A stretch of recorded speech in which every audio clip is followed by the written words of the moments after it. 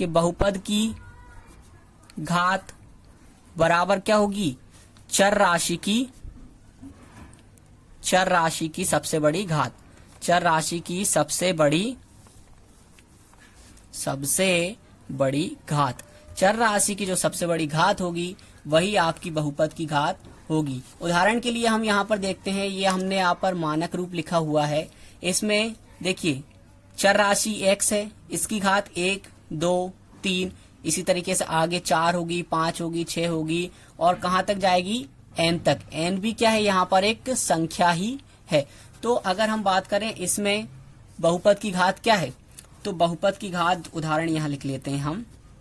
उदाहरण देखिए, px बराबर लिखा है आपके पास a0 x की पावर 0 प्लस a1 x की पावर 1 प्लस a2 x की power 2 plus dash dash dash plus an और x की पावर n हो गया।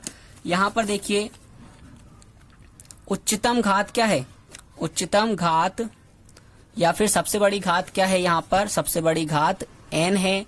तो इसी को हम क्या कहेंगे, इसी को हम कहेंगे बहुपद की घात। बहुपद की घात क्या होगी, यहाँ पर बहुपद की घात बराबर होगी आपकी n। ठीक, ये चीज आपको समझ में आ गई होगी बहुत अच्छी तरीके से। चलिए आगे बात करते हैं हम। बहुपद की घात के कुछ उदाहरण लेते हैं हम। बहुपद की घात के उदाहरण, जैसे मैंने लिया एक px बराबर ax की power 2 plus bx plus c।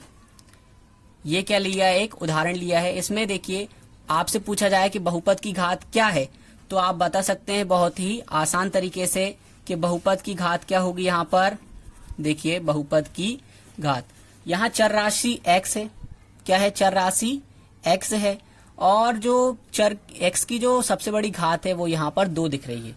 इसके अलावा कोई संख्या आपको दिख रही है तो नहीं दिख रही है। चर राशि की जो सबसे बड़ी घात क्या है, यहाँ पर 2 है। तो हमारी बहुपद की घात भी क्या हो जाएगी, बहुपद की घात 2 हो जाएगी। ठीक है, और इसके बाद और उदाहरण ले लेते हैं हम।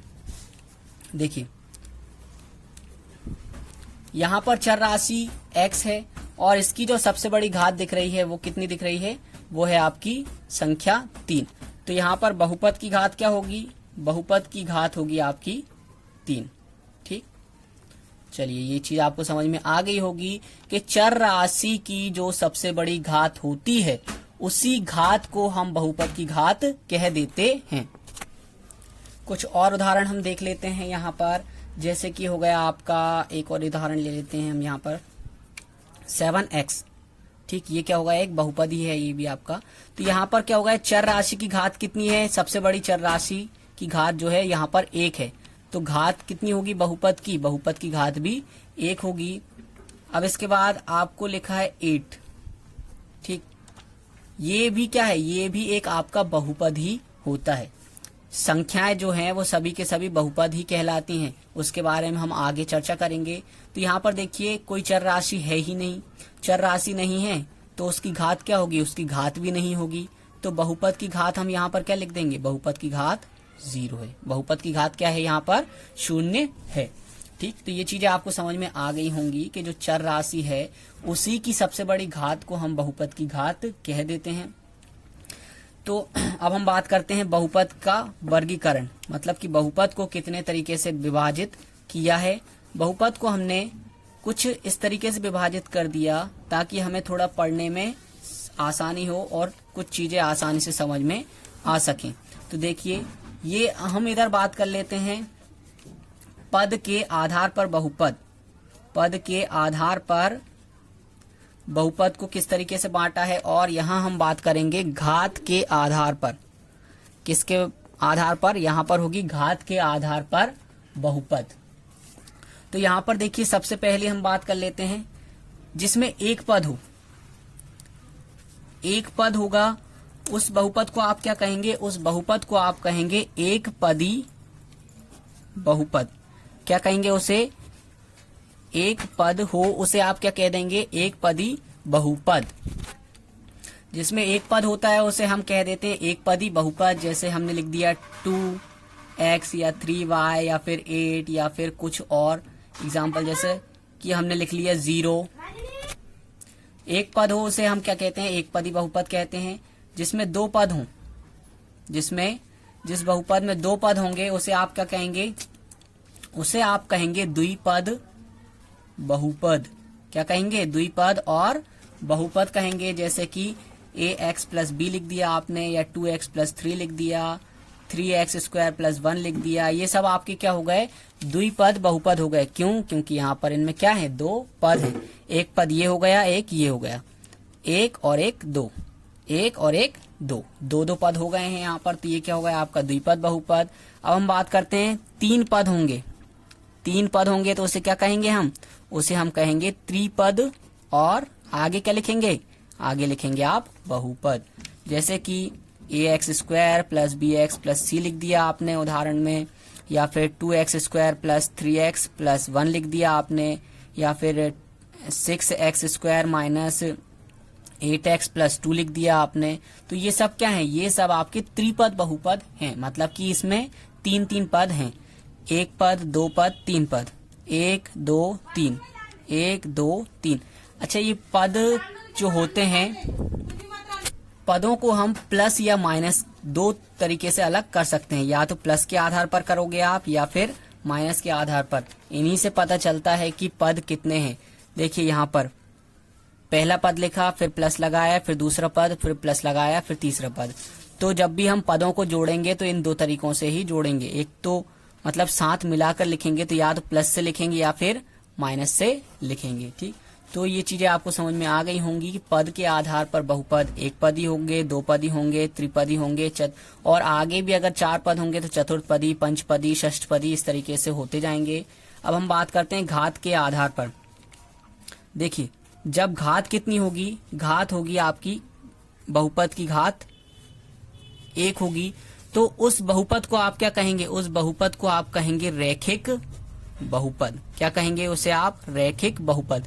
रैखिक जब भी शब्द दिखे आपको तो आप वहां समझ जाइए कि चर राशि की जो घात है वो कितनी है, चर राशि की घात एक है। जैसे मैंने लिख दिया ax प्लस बी, यहाँ पर चर राशि x है, इसकी घात कितनी है, यहाँ पर x की घात 1 है। फिर लिखा 2x लिख दिया आपने, 3x प्लस 1 लिख दिया आपने, या फिर 8x प्लस 4 लिख दिया। यहाँ पर भी क्या है, चर राशि x है। आप चर राशि कुछ भी ले सकते हैं, मैं यहाँ पर x लेकर चल रहा हूँ, आप y z p q r कुछ भी ले सकते हैं। x की घात कितनी, एक है, एक है, एक है। तो ये सभी किसके उदाहरण हैं, ये सभी आपके रैखिक बहुपद के उदाहरण हैं। अब अगर घात कितनी हो, घात 2 होती है, तो उस बहुपद को हम कहते हैं द्विघात बहुपद या फिर वर्गीय बहुपद। या तो उसे आप कहेंगे द्विघात बहुपद या फिर उसे आप कहेंगे वर्गीय बहुपद। दोनों में से कुछ भी नाम दे सकते हैं। द्विघात का मतलब कितना है, घात 2 है, और वर्गीय का मतलब भी होता है कि घात 2 है। उदाहरण के लिए हम देख लेते हैं ax square plus b x plus c. यहाँ पर देखिए चर राशि की घात कितनी है, चर राशि की उच्चतम घात 2 है। तो ये क्या हो गया आपका, ये हो गया आपका एक द्विघात या फिर वर्गीय बहुपद। और उदाहरण ले लेते हैं हम यहाँ पर, देखिए यहाँ ले लेते हैं 2x square plus 3x plus 1 हो गया, या फिर 6x square minus 8x plus 2 हो गया। यहाँ पर देखिए चर राशि की जो घात है वो 2 है। कितनी है, चर राशि की घात 2 है। तो ये सभी के सभी आपके द्विघात बहुपद के उदाहरण हैं। ठीक, अब हम बात करते हैं अगर घात कितनी हो, घात 3 है, घात 3 है तो आप उसे क्या कहेंगे, उसे आप कहेंगे त्रिघाती बहुपद। क्या कहेंगे उसे आप, त्रिघाती बहुपद कहते हैं। उदाहरण के लिए हम देख लेते हैं ax cube plus b x square plus c x plus d. ये यहाँ पर देखिए चर राशि की जो घात है वो कितनी है, 3 है। सबसे बड़ी घात चर राशि की 3 है, तो इसीलिए हम इसे क्या कहेंगे, त्रिघाती बहुपद कह देंगे। इसके बाद 8x क्यूब प्लस 1 लिख दो, या फिर 10y cube plus 2y square लिख दो। आप कुछ भी लिख सकते हैं, उदाहरण में जरूरी नहीं है जो हम बता रहे हैं आप वही लिखें। कुछ भी उदाहरण आप लिख सकते हैं जो आपको आता हो। अगर घात 4 होगी तो उसे क्या कह देंगे हम, उसे कह देंगे हम चतुर्थ घाती बहुपद। ठीक, तो ये चीजें आपको समझ में आ गई होंगी। घात 4 वाला हम यहाँ पर लिख देते हैं, क्या कहेंगे इसे, चतुर्थ घाती बहुपद, चतुर्थ घाती बहुपद इसे हम कहेंगे। तो ये चीजें आपको बहुत अच्छे तरीके से समझ आ गई होंगी। अब हम कुछ स्पेशल टाइप के बहुपदों के बारे में बात कर लेते हैं। पहला है आपका अचर बहुपद। पहला क्या है आपका अचर बहुपद है। देखिए अचर बहुपद क्या होगा, जितनी भी आपकी सभी संख्याएं हैं, जितनी भी संख्याएं हैं उन सभी को हम अचर बहुपद कहते हैं, लेकिन शून्य मतलब कि जीरो को छोड़कर। अब जीरो को क्यों छोड़ा गया है, जीरो को इसलिए छोड़ा है क्योंकि जीरो को हमने एक अलग नाम दिया है। तो अचर बहुपद क्या होता है, सभी संख्याओं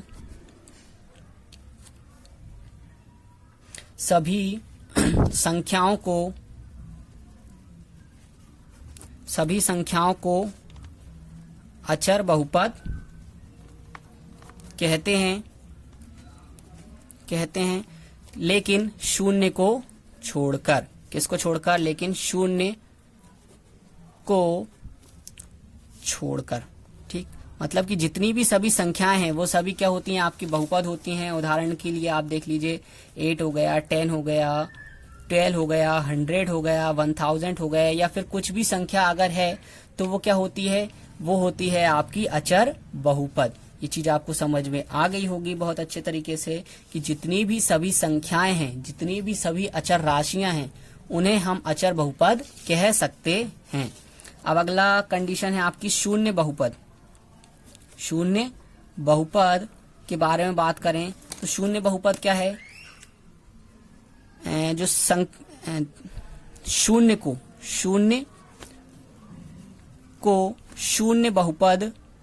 शून्य बहुपद या फिर जीरो पॉलिनोमियल, शून्य बहुपद या फिर जीरो पॉलिनोमियल हम कहते हैं। ठीक, तो इसके लिए उदाहरण की जरूरत है नहीं क्योंकि शून्य सिर्फ एक ही है, तो इसे हम क्या कहते हैं, शून्य बहुपद कहते हैं। ये चीजें आपको सभी बहुत अच्छे तरीके से समझ आ रही होंगी और आप इन चीजों के नोट्स बनाते रहिए ताकि आपको जो पढ़ा हुआ है वो बार बार अच्छे से पढ़ सकें आप और उस चीज को